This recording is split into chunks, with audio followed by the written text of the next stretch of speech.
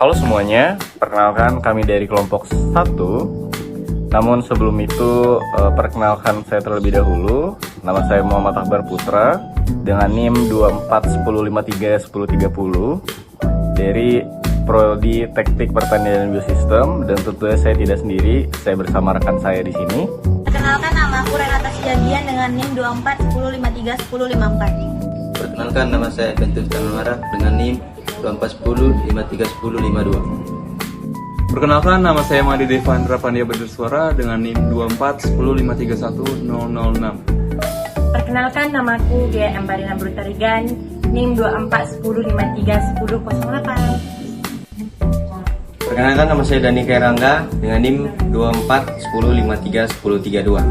Dan kita akan mempresentasikan hasil dari proyek akhir semester kita, mata kuliah gambar teknik, dengan judul Renovasi Bengkel GA FTP Unut di Masa Depan. Simak videonya. Yang pertama, berikut ini adalah tampak depan dari bengkel TPB, di mana bangunan ini menampilkan bangunan yang fungsional dan representatif sebagai pusat kegiatan praktikum. Area ini dirancang dengan akses masuk yang luas untuk menunjang mobilitas mahasiswa, dosen, serta peralatan kerja. Bangunan didominasi oleh bukan besar yang berfungsi sebagai ventilasi alami dan pencahayaan, sehingga aktivitas di dalam bengkel TPB dapat berlangsung dengan nyaman dan aman. Greenhouse merupakan bangunan transparan berbentuk terowongan yang digunakan untuk budidaya tanaman. Di dalamnya terlihat rak atau bed tanaman yang tersusun rapi. Alasannya itu adalah greenhouse ini ditempatkan di area terbuka karena butuh cahaya matahari maksimal, jauh dari polusi dan aktivitas berat, serta dekat dengan sumber air dan area perawatan tanaman. Alasan desainnya karena atap dan dinding transparan untuk memaksimalkan cahaya dan matahari, serta bentuk yang melengkung memperlancar sirkulasi udara dan aliran air hujan. Struktur yang tertutup itu melindungi tanaman dari hujan berlebih, angin kencang dan hama, serta tata letak tanaman sejajar memudahkan perawatan dan pemantauan. Selanjutnya ada tampak samping atau garasi traktor.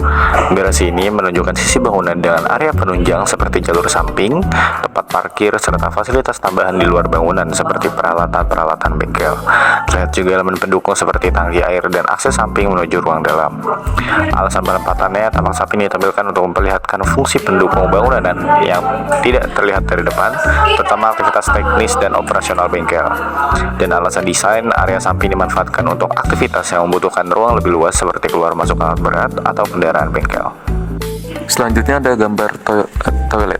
Gambar menunjukkan jadi ada dua bangunan kecil yang berdiri berdampingan yang berfungsi sebagai toilet umum.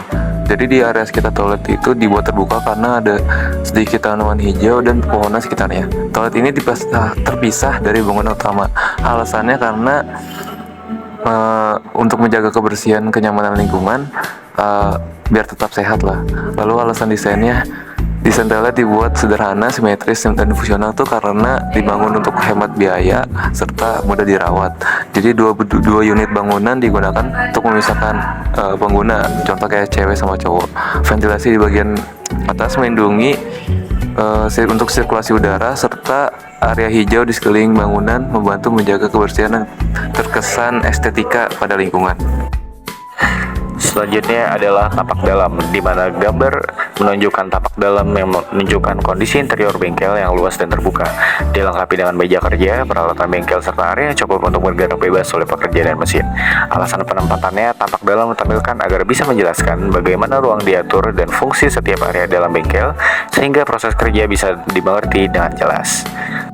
Seperti yang terlihat, gambar menunjukkan ruang meeting atau ruang rapat yang berada di dalam bangunan utama. Ruangan ini cukup luas dengan tata letak yang sederhananya. Di dalamnya terdapat meja dan kursi untuk peserta rapat yang diatur dan menghadap ke depan atau layar proyektor. Di mana alasan ruang meeting ditaruh di lokasi tersebut adalah ruang meeting ditempatkan di dalam bangunan utama karena ruangan ini berfungsi sebagai pusat koordinasi, perencanaan, dan pengambilan keputusan. Lokasi ini dipilih agar mudah diakses oleh seluruh pengguna bangunan dan terlindungi dari suara bising di luar dan cuaca buruk.